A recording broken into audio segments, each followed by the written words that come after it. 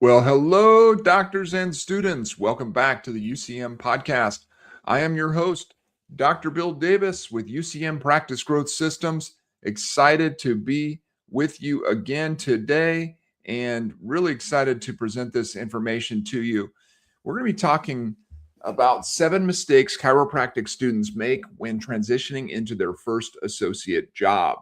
And this is such a crucial topic, especially if you're a chiropractic student. Obviously you're a recent graduate, but even as if you have a kid that wants to be a chiropractor, wants to follow in your footsteps, this would be a great thing to share with them. If you have a CA that is going this direction, or a patient, encourage you to share this information with them. It's really, really important information. It's things that I wish I would have known when I was coming out of chiropractic school that would have really helped me in my transition into my first associate job. And so, this is what most doctors have to learn the hard way. And I'm going to try to help you today to learn in a lot easier rather than through the mistakes actually being made. And so,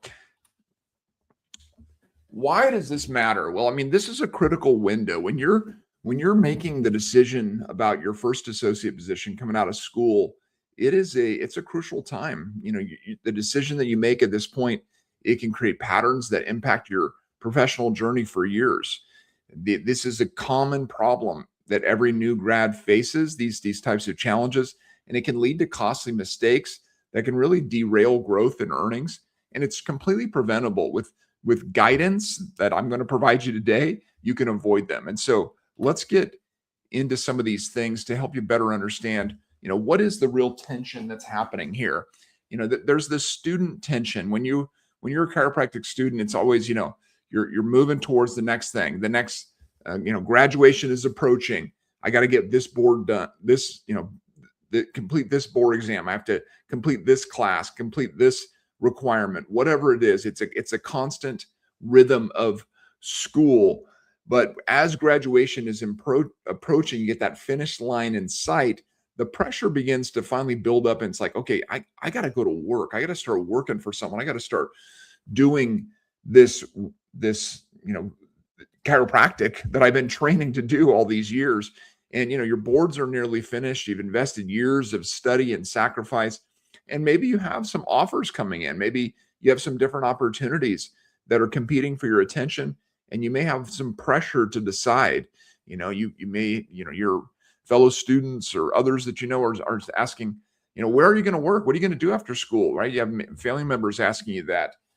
And so this can create a combination of really an environment where you can make a hasty decision, and you can make it feel like that's necessary to make a hasty decision, but rushing rarely leads to the right choice. And so I encourage you, if you're in this place where you're getting close to graduation, to just take a minute and really think this through with me as we unpack some of these mistakes to help you make a good decision coming out of school. And so the big idea here is this isn't your final destination. Your first associate job isn't where your career ends, it's where it truly begins, right? And ultimately what you're looking for is a training ground. You want to develop skills, your confidence, you understand systems that will define your practice journey for decades. How you enter it matters. The way you approach this transition determines whether you will thrive or struggle. And you want to really shift your perspective from getting a job to choosing your development environment, right? That's huge. The right first position sets you up for long-term success. If you have that right mindset, it's not just about, hey, where can I get a job? It's where can I find a development opportunity that's going to help me to grow as a chiropractor. So let's get into these mistakes. Mistake number 1 is rushing the decision. I've already mentioned this a bit, but taking the very first offer you get, choosing speed over discernment, assuming any job is better. Remember, a few extra weeks of thoughtful consideration can prevent years of regret. The right opportunity is worth waiting for. And so just take a little bit of time Don't let fear drive you. Don't get caught up in the urgency of the decision, and just take a little bit of time to make the right decision. Mistake number two, and this is a really important one, and it's one I'm going to spend some extra time on. Mistake number two is chasing pay over development. When you focus only on salary, you're comparing different opportunities that may be out there, and you're thinking, okay, well, this one pays more, so it must be better. That's not the case at all. When compensation becomes the primary decision factor, you miss opportunities to evaluate mentorship quality, huge, important, patient volume, and system sophistication. Those are way more important than just how much you're going to get paid. Of course, you want to have, competitive salary and opportunities for advancement, opportunities to grow within the position, performance bonuses, these types of things should be built into a good position. But ignoring mentorship and systems is a huge mistake. The highest paying positions may lack the structure and guidance that you need to accelerate your growth and prepare you for future success. High pay can hide poor training, right? So just because someone is paying a lot doesn't mean that they have the time or the system to develop you as a doctor. Practices that can't offer development sometimes compensate with higher salaries, creating a trap that costs you in the long run. And so this is really important. Don't chase pay over development. So the better question to ask is, who will I become working here? What kind of skills and confidence and character are you going to develop in this environment? What skills will you gain in the time that you're there? If you're there for 18 months, 36 months, whatever it is, or longer, you want to evaluate the position based on your growth trajectory and not just your starting compensation. The investment you make in your development during these formative years will compound throughout your entire career. So you want to choose growth over immediate gratification. And also you want to choose specialization over generalization.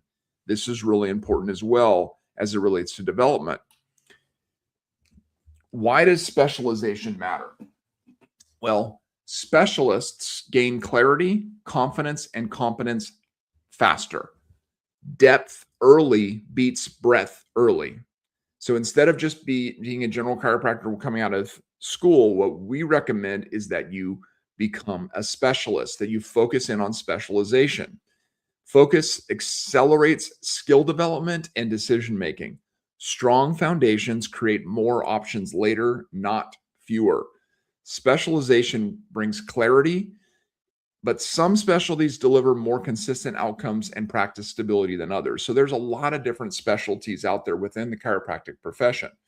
You can specialize in different types of techniques. You can specialize in different types of conditions, different types of age groups, different types of practice. There's sports chiropractic, and there's functional neurology, and there's pediatrics, and there's a technique focus. There's scoliosis focused practices. There's different types of specialization that you see within chiropractic. We recommend that you pursue one of these areas because it's going to make your career much more likely to be successful. But there is one specialty that stands out. Now, obviously, I'm a bit biased when it comes to this, but I'm trying to be as unbiased as I possibly can be.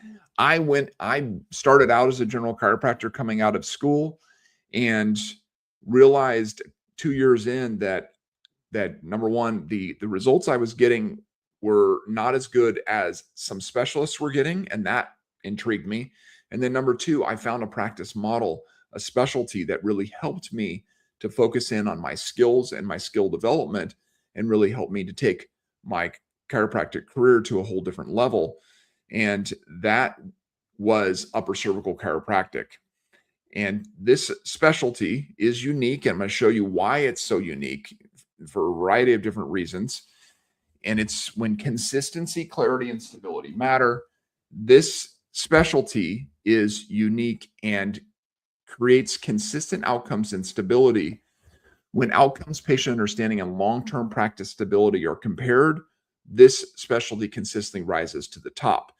And part of it too is that there's very clear clinical logic as it relates to upper cervical chiropractic that creates highly repeatable results, structure, and objective results as well. This isn't about preference, it's about inherent structure and measurable outcomes. And so let me show you what I mean. If you have never explored upper cervical chiropractic, I encourage you to think about it starting today. And so the first thing to keep in mind is about upper cervical care and what makes it different. The atlas and brainstem focus is really, really important. When you target the most influential region in the body with your practice, it makes a global impact, meaning minor misalignments, small misalignments in the upper neck can drive widespread compensation and symptoms. And you are able to help people that no one else can help because you're getting to an underlying cause of a variety of different neurological issues. There's a natural rebalancing that takes place as well. So precise corrections allow the body to unwind naturally, which makes the upper cervical chiropractic approach more long lasting and more encouraging to practice members, patients as well, because patients can connect very quickly with upper cervical chiropractic because of its gentle approach. There's no twisting, cracking, or aggressive adjustments, which patients can be very concerned about when it comes to general chiropractic. And you don't have any of that in upper cervical. It's objective and visual. Clear measurements and visuals build trust fast. Upper cervical relies on advanced imaging. It relies on scanning technology, postural measurements, things that are easily seen and easily seen when they have been improved. They have great outcome measures within upper cervical. Also within upper cervical, there's a basic philosophy that is crucial in upper cervical chiropractic, and it resonates so much with patients, and that is holding is healing. Focus shifts from frequency of adjustments to stability and results, meaning that it's not about being adjusted thousands of times. It's about getting the spine back into a normal aligned position and keeping it that way as long as possible so the body can function at its highest level. So it's about holding the adjustment rather than being adjusted, which again resonates with people. They love that idea of I have a goal in mind to keep my alignment so that my body can be as healthy as possible. So why does upper cervical create strong careers? The biggest thing is that there's lower risk and higher stability. And this is based on data that we've obtained over years and years of studying upper cervical chiropractic and understanding how it works and how it compares to general chiropractic practice. In upper cervical, cash practices are the norm. There is very few insurance dependent practices within upper cervical. 95% of upper cervical practices operate as cash majority practices, as opposed to general chiropractic practice, it's about only 44%. So a much higher percentage, over twice as high of percentage of cash practices within upper cervical. That leads to a more stable practice, a lower overhead practice, a practice that doesn't require insurance dependence, doesn't require insurance billing, and all the things that go along with insurance. The other thing is the actual fail rates itself. Within general chiropractic, the 10-year fail rate based on published research is about 25%. So about 1 in every 4 chiropractors will fail in chiropractic practice in a general chiropractic practice within 10 years coming out of school. Well, within upper cervical, those numbers are about 5% or less. And so a tremendous difference, about 5 times more likely to be successful in practice if you go into upper cervical care. The other thing is with upper cervical, you have predictive growth. You have very clear systems, you have strong retention, and you that leads to career confidence. You have very strong mentorship and repeatable systems that can lead to practice, predictable growth. So these are all the reasons why, if you're coming out of school, we highly recommend that you look into upper cervical chiropractic as a career direction, specialization for sure, and upper cervical as what we believe is the best specialty that is available for chiropractors.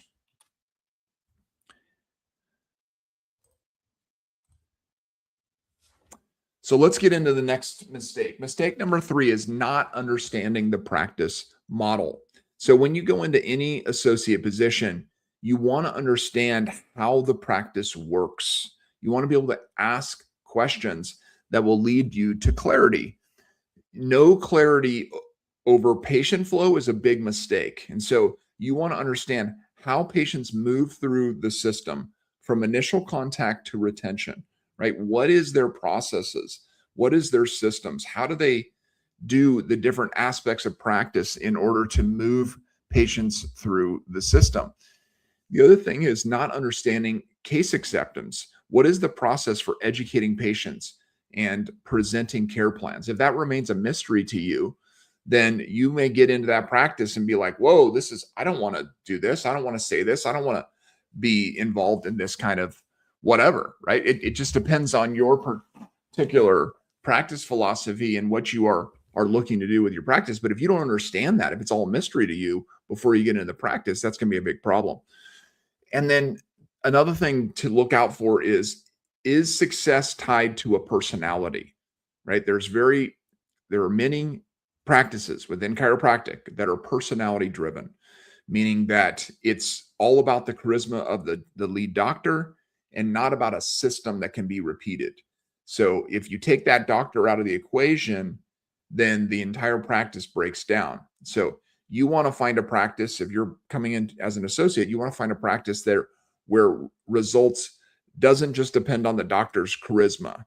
Instead, there's repeatable systems that you can learn and you can master, right? That's what you want to look for. So before accepting any position, ask detailed questions about how the practice operates. If they can't clearly explain their systems, that's a red flag.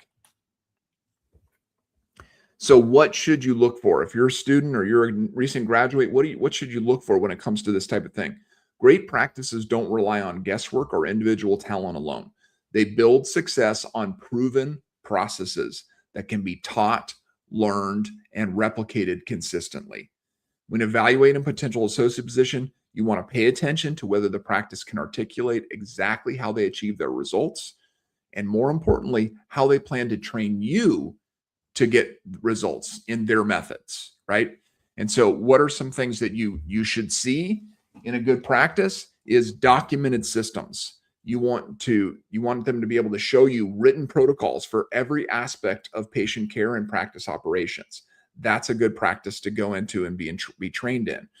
You also want to have clear expectations. We'll talk more about this later, but they got to make sure they've defined this role that you're stepping into. Repeatable outcomes. You want to see consistent results that prove the systems work regardless of who implements them, right? And if this is their first time hiring an associate, then you've got to be confident that what they have created makes sense for someone else to be able to step in and utilize it in order to continue to get results. Mistake number 4 is expecting perfection. Assuming the practice should meet every need. No practice is perfect, right? Looking for an ideal environment that checks every box will leave you disappointed and paralyzed, right? So it's, you can rush into decisions, and that can be a mistake, but you can also get into a place of, paralysis by analysis and never make a decision. So becoming critical instead of teachable. You don't want to be that person. You don't want to be a critic. You want to be someone who is willing to be taught. When you focus on flaws rather than learning opportunities, you can close yourself off from growth. And then the other thing is remember, you want to remember that this is a growth season, right? Your associate position is about development, not arrival. Embrace the learning curve. And also, you can learn both positive and negative lessons from every opportunity you are in. And so, even if you step into a practice where, you like 70% of what they're doing in this practice, okay, that's pretty good, right? It's You can learn from that 30% too. If you have, if you're like, hey, okay, they do that in this practice, but in my practice, I don't want to do that, right?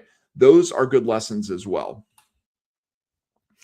So what is the right associate mindset? You want to be humble.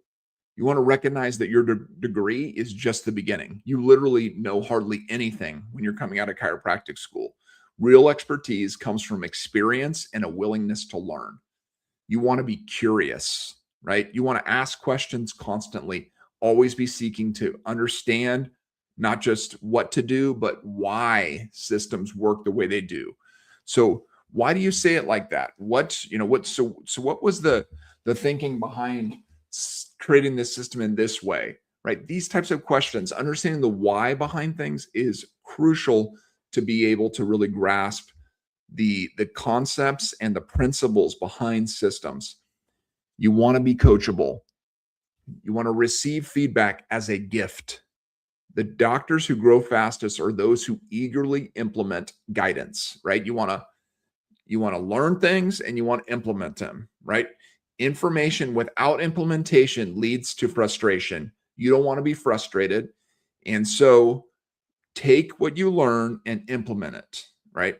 Long-term focused. That's the fourth thing here, the right associate mindset. Long-term focused. You want to make decisions based on where you want to be in 5 years, not just what feels good today, right? So keeping in mind this right associate mindset. You want to be humble, you want to be curious, you want to be coachable, you want to have that long-term focused mindset. Mistake number 5, poor communication and expectations. I mentioned this just briefly earlier. Let's get more into it now. Expectations are crucial. Everyone needs to know exactly what you're supposed to be doing, right? As an associate, you want to make sure that your role is crystal clear. Unclear roles will lead to poor performance. If you start working without a clear understanding of what you're responsible for and what falls inside or outside of your scope, then you're going to be in trouble, right? The other thing is you want them to have clear success metrics for you. If they don't have success metrics, meaning KRAs, KPIs, key results areas, key performance indicators, these types of things that are measurable, that are consistently tracked, that you're going to get feedback on consistently. Neither you nor the practice owner can define what doing well actually looks like in measurable terms. You're going to be in trouble, right? The other thing is you want a doctor, you want a clinic director, someone who's going to have hard conversations with you. If you skip the uncomfortable questions up front, hoping things will work themselves out, they rarely do. So make sure you have those clear conversations in the front end during the interview process. Talk to them about, so how do I know if I'm successful in this role? What are the success metrics? How am I going to be kept accountable to these things? The most successful associate relationships are built on radical clarity from the start. Don't let politeness prevent you from asking the questions that matter, right? Because you don't want to be 3 months into this, 6 months into this, and then both of you are frustrated because you didn't clearly communicate what winning looks like on the front end, and you didn't have that consistent cadence of feedback on whether or not you are winning. So what should be clear up front? Here's some of the things that you want to make sure you are crystal clear on in an associate position up front. This is great. If you're a doctor and you're developing an associate position, make sure you define these things. Number 1 is schedule and responsibilities, right? You need to know the exact hours you're expected to be in the practice, what kind of a patient volume they're looking for you to build, what are your administrative duties, what's your on-call requirements. You just want that daily clarity on what is expected. Compensation structure, right? You want to have detailed salary, bonus structures, benefits, performance-based incentives. You want to know all of that up front. You want to have a clear training timeline. What is their onboarding process for you? We recommend, with our associate recruitment program, we have a 90-day onboarding plan that we give doctors to be able to implement with new associates. Do they have something like that for you? Do they have a clear onboarding plan? You want to have that training timeline where there's a clear timeline for training, mentorship, and the acquisition of new skills or responsibilities all built into the system. Do they have a growth path for you, right? Are they showing you, what are the opportunities for advancement in this role, including compensation increases, expanded autonomy, and potential partnership tracks, if that's something that is built into this role? And what are the exit terms? Clearly define, non-compete clauses, if that's a thing, notice periods, like how long before, if you're planning on leaving, how much notice do you need to give them?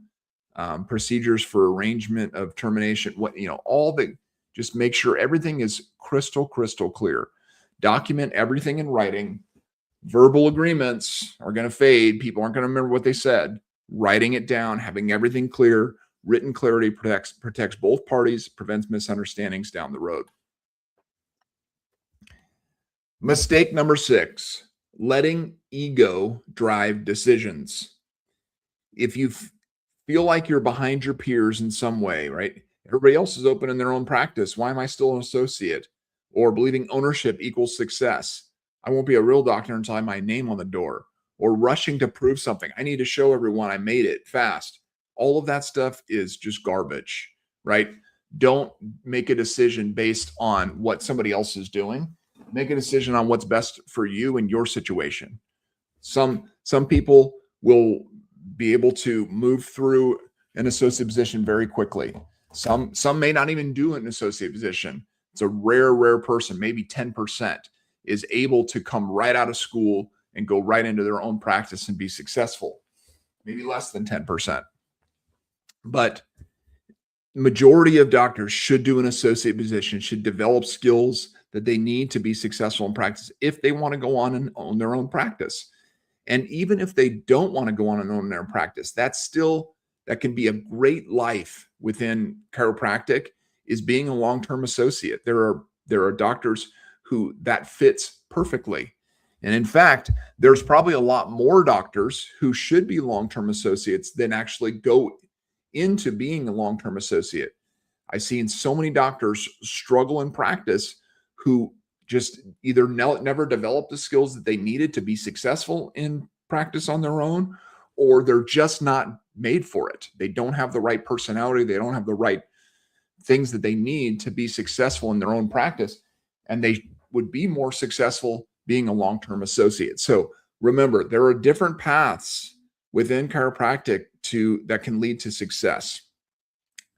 And don't get caught up in social media and comparison culture where, just amplifying these kind of feelings when you're seeing maybe your classmates or friends or whatever, and they're doing things that are different than you. Everybody's path is different. The doctors who build sustainable, fulfilling careers don't make decisions based on what looks impressive. They make decisions based on what builds competence and character and what is best for their situation. So a freeing truth here. Some doctors thrive as long-term associates, right? There's no shame in finding the right practice and staying for years.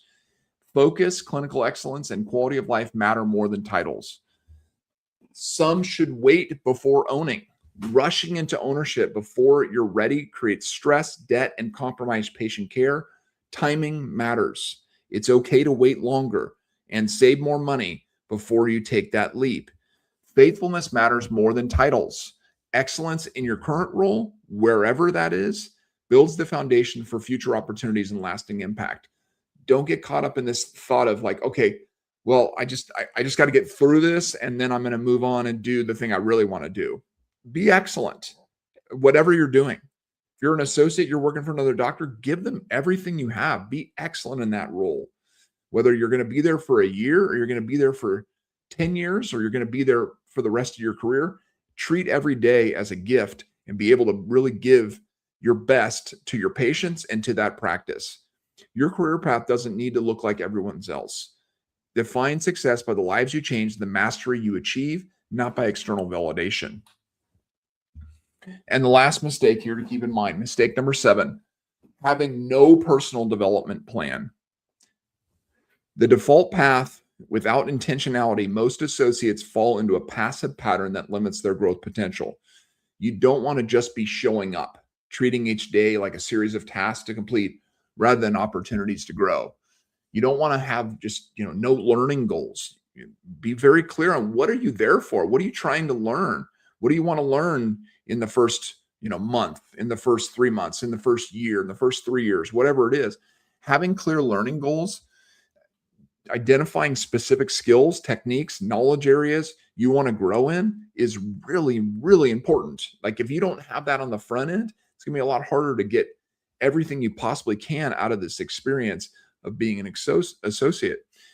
And having no intentional growth, hoping that experience alone will make you better without deliberate practice and reflection, right? You want to be consistently thinking about, okay, what do I want to learn? How am I learning that? How can I apply that? Right? Growth doesn't just happen automatically. It requires vision and strategy and consistent effort. So this is what wise associates do. They track their learning. They keep a development journal. They document new techniques they're learning, new principles they're learning, difficult cases they've handled, skills they want to improve. They review it on a monthly basis to see how they're progressing, right? Get a clear understanding of the things you want to learn and then learn them, right? That's the goal. And request feedback. Get lots and lots of feedback. Hopefully your clinic director will have feedback mechanisms built in to your associate position. What we recommend with our doctors is monthly check-ins, a monthly job scorecard where you can review your key metrics and you can get coaching, you can get feedback on what's going on. We hit this metric, we didn't hit this metric. Why is that? Let's talk through it. Let's see how we can improve next month, right? That consistent feedback is so important.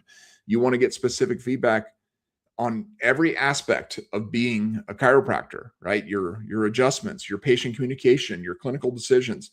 You don't want to just wait for, an annual review if that's what it is. You want to seek consistent coaching on a weekly basis and, just in asking questions and getting responses, and then more of a structured, at least maybe once a month where you're getting that kind of feedback on a job scorecard type of environment. You also want to study leadership and systems, right?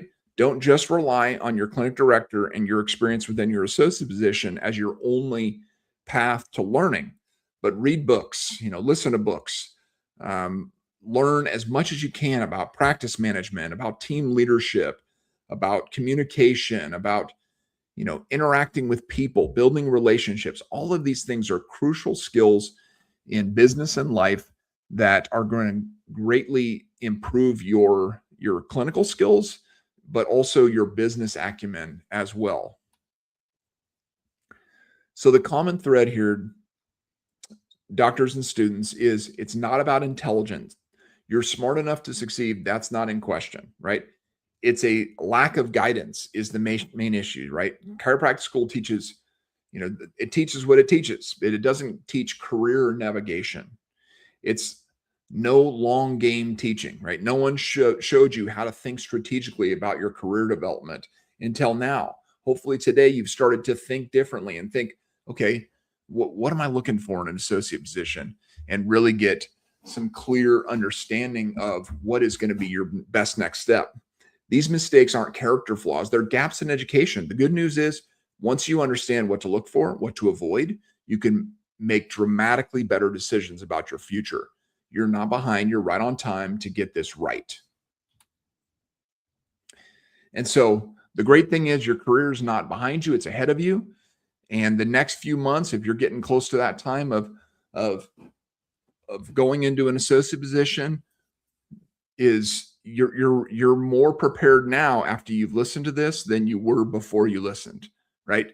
You now understand what most new graduates don't. You know the mistakes to avoid and the right questions to ask. But we've got even more help for you. We love helping students. We love helping students make great decisions. And so we've created some great free resources for you. One is our career starter kit. It's called From Student to Doctor, the Chiropractic Career Starter Kit. It's a free resource. You can get it on our website at ucmgrow.com/students. And you can actually access all these things, that same link. You can also join our Associate Talent Network. This is a free talent network that we have where you put in your information, where you're looking to practice, and we will connect you with upper cervical chiropractic offices that we have vetted, and we have great opportunities in these practices. We also will do a free 20-minute career planning call with you. If just aren't sure what you want to do you want to start your own practice? Do you want to be a short-term associate? Do you want to be a long-term associate? You don't know. You're not sure about your preceptor position. You're like all these types of questions. We want to talk to you. We want to help you. We want to help you make great decisions right out the beginning so that you can have an awesome career in chiropractic. So you can schedule a 20-minute career planning call with us and get personalized guidance. So you can do all these things. Download the Career Starter Kit, join the Associate Talent Network, and schedule your career planning call all at the same link. Go to ucmgrow.com/students, ucmgrow.com/students, and you can do all these things and continue to move forward in your career. Wise decisions now change everything. Don't navigate this transition alone. Get the support you need to start strong and build the career you've worked so hard to create. And as we always say around here, go team upper cervical.